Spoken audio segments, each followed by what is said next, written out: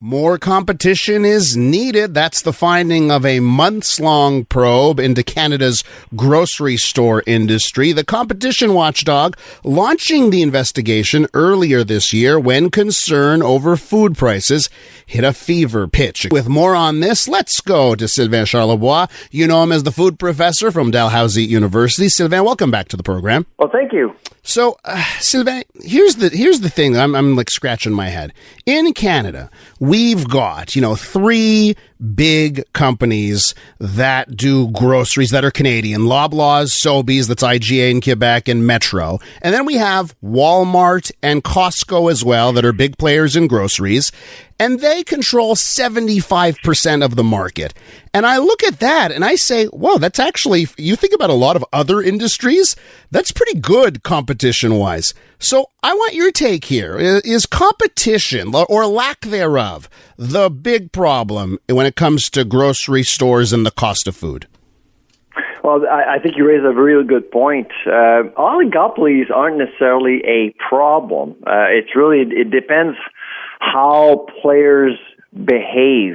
And so I think that the Competition Bureau is responding to so many of the testimonials that they've heard from experts in the industry.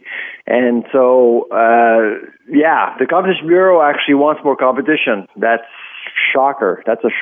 But, how do we get there? What kind of competition do we want? Well, the one thing that the study does very well, I think, is to alert all levels of government. This is not about Ottawa. This is not about Quebec. It's about municipalities, towns, villages, the province, and the feds, all combined. Let me give you an example. In rural Quebec, I can tell you, I used to live in rural Quebec, and grocers tend to control markets and ask for conditions from landlords, from city councils. They'll buy a few lots to make sure to prevent from other competitors to come into the market. They'll negotiate terms with shopping malls, not to have other food outlets in the shopping mall. Those are the kinds of small things that do make food more expensive over time. It really eliminates options for consumers. So I actually think that the report does a pretty good job doing that. And Sylvain, when I think about rural areas where there's just the one grocery store, well, it's by design. That's by design. Exactly, right? So there I totally see it. But then, obviously we're in Montreal here, and I sort of see on the grocery store front a kind of a robust competition. It's those five players, plus we've got a couple of independent players that are pretty darn big in the market here. So does this mean that we require, different types of solutions depending on the area? Sort of. I think you raise another really important point here. If you look at the CPI data that came out yesterday from Statistics Canada, you can tell that urban areas are actually doing much better than rural areas. The food inflation rate in Ontario is 7.8%, and my belief is that in Montreal it's probably lower than if you go in Granby or Drummondville or even Quebec City, because there's less competition. And so that's the reality. So you kind of have to customize your approach in terms of how to nurture a more competitive market or a more competitive economy across the province. I find it so interesting because, let's look at the cell phone industry. Another thing that Canadians complain about when it comes to pricing, and I think they've got a lot of reasons to complain. Much of the country, it's three players have 100% of the market. And then I look at groceries and it's five players have 75%. I say that doesn't seem so bad. But let me ask you this. There is, in part of this report, they look at perhaps opening the door more to foreign players. What are your thoughts on that? Allowing competition to come from outside of the country? Well, so we actually worked with the Bureau for this study. We actually met them twice. The first meeting was very much about e-commerce. And FDI, so foreign direct investments, and how do you attract more players into the marketplace? And specifically, we were talking about Lidl and Aldi. Both of them are already they're European based, but both of them have been in the U.S. for quite some time. Lidl actually entered America in 2017, and Aldi has been around for decades, and they have 2,500 stores. They've never entered the game market because they know that Canada is complicated. They saw Target crash and burn in months, and Target is no small player in the U.S., and so that really scared a whole lot of people, and I think it has a lot to do with the fact that Target just didn't understand Canada, really. Walmart in 94 bought Woolco, opened up, I think it was about 20 stores to start things off, and learned about Canada. And I'm not sure that Lidl or Aldi would have the patience. So you have to make Canada more attractive for foreign investors. Sylvain, we're with Sylvain Charlebois from Dalhousie University. You know him as the food professor. We're talking about grocery store competition in the country. Sylvain, did we see any evidence? Is there anything in the Competition Bureau's report that has to do with price fixing, cartel-like practices, shady stuff that really is leading to Canadians paying too much for their groceries? Well, actually, that's probably the thing that will disappoint most people is that I think the pressing issue, because the report really addresses the issue for the longer term, for decades. It took decades to get to where we are now. It's going to take decades to actually come to a better place, a more competitive landscape in the grocery business. But the most pressing issue right now is this price fixing culture. In recent days, we learned that a third company came forward, admitted guilt, paid a $50 million fine. That's Canada Bread, which used to be owned by Maple Leaf Foods. So this Mexican group bought Canada Bread in 2014, decided to take responsibility and pay the fine, which is I think was the right thing to do.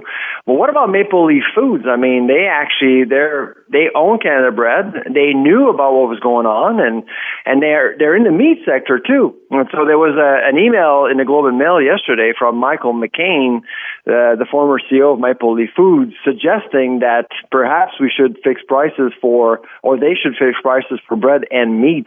So there's a lot to uncover, and I did ask the Bureau, why don't you actually investigate? Why don't you do something instead of just waiting for companies to admit guilt? Uh-huh. And they said, well, we have the power. Well, use it. But the problem is that they can't get the data. They can't get the information unless they get warrants and things like that.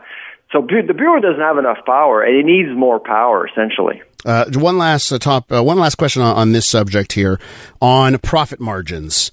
Are the grocery stores, are their profit margins too high? It's been cozy. It's been cozy for grocers in Canada. I do believe that margins that we're seeing right now are consistent with 5-year averages, except perhaps for Loblaws and Provigo. I think they're just slightly above the 5-year average. But listen, when you look at financial statements right now, I mean, last week Empire Sobeys IGA released its latest financial report for the last quarter. They're selling less food. Sales are dropping. They're making money selling other things, and we need to make sure we understand this. These companies make money by doing other things than just selling food. Mm-hmm. Now, Sylvain, do you have extra time for us? Because I'd like to keep you around to talk about some other things grocery stores are doing to get customers, namely shaking up their rewards programs. Can you stick around?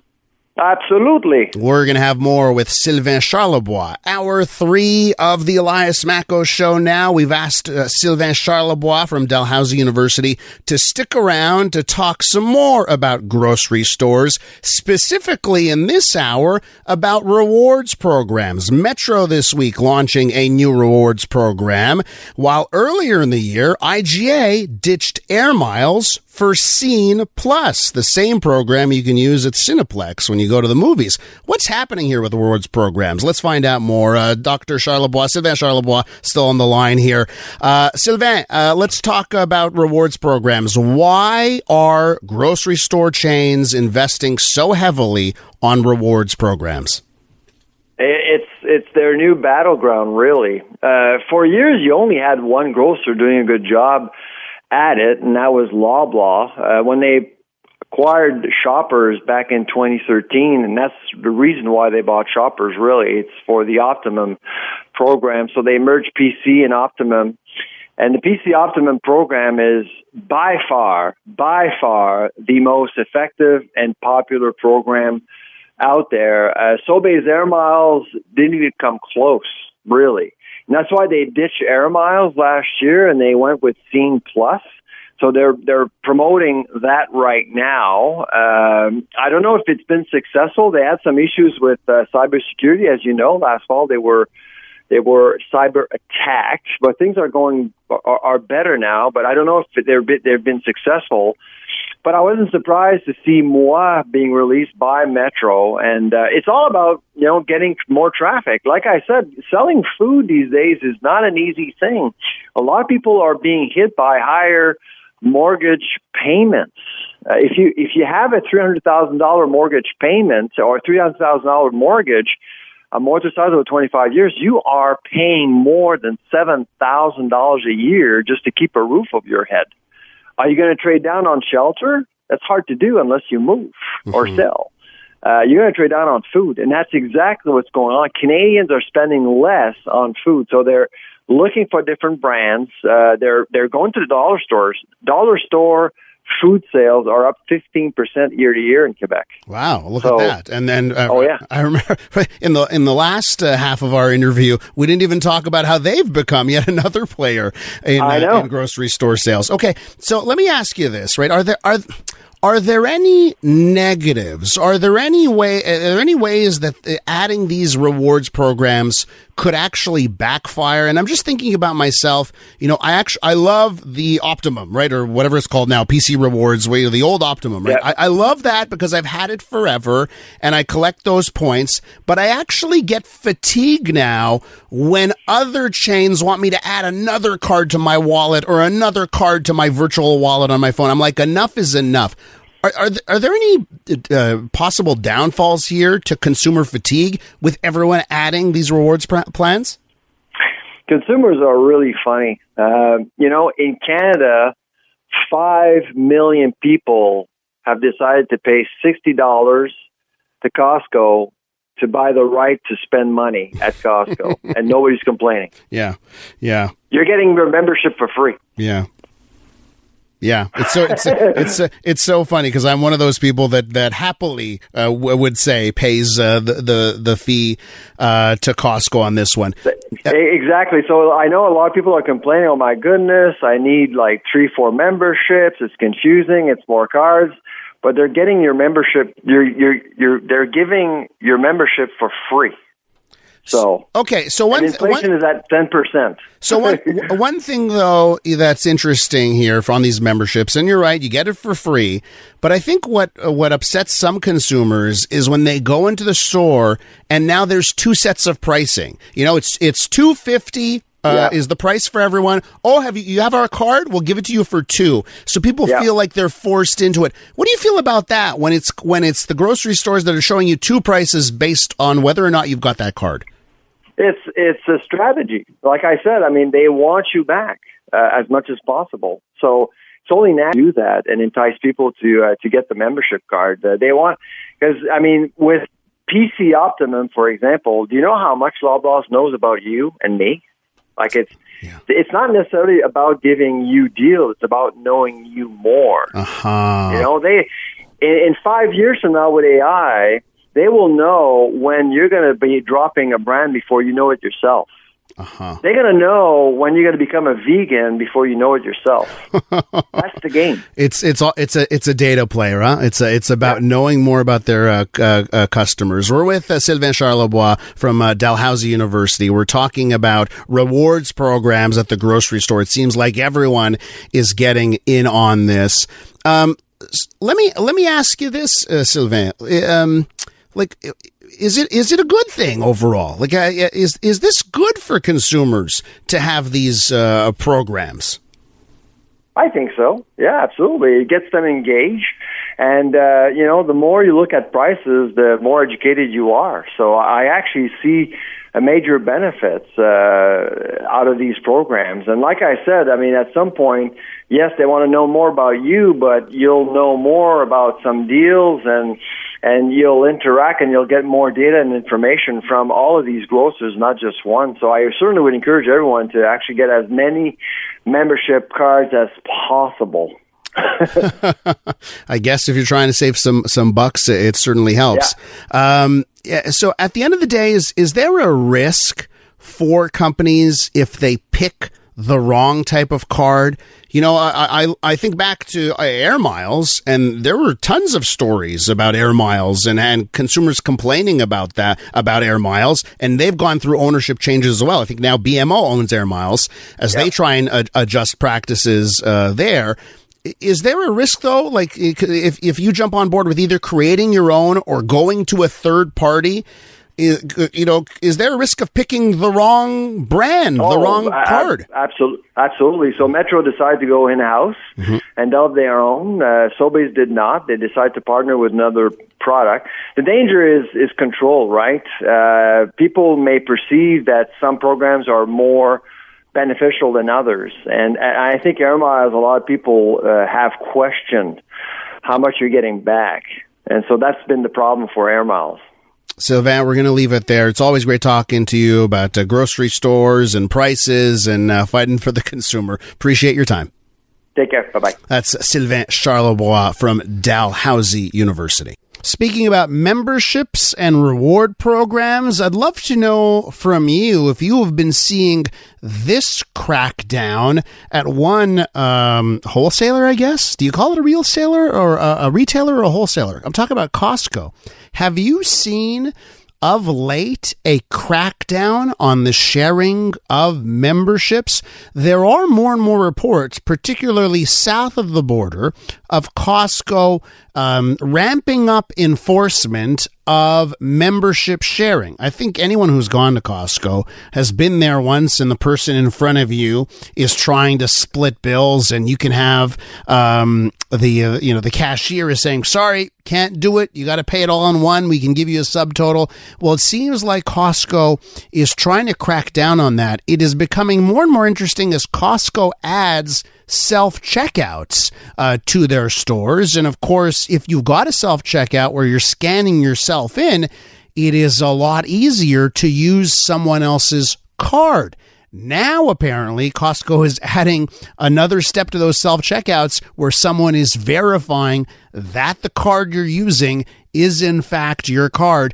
And I would love to know from you just what you think about, like our discussion that we just had with Sylvain Charlebois over these rewards programs. You know, I know some of these are very near and dear, right? I'd love to get your thoughts. Shoot me a text, by the way, for the rest of the show, and we will have some more time coming up at the end of the hour at 11:50 where we can discuss rewards programs with you a little bit more. On the text line, Colleen sent me this note.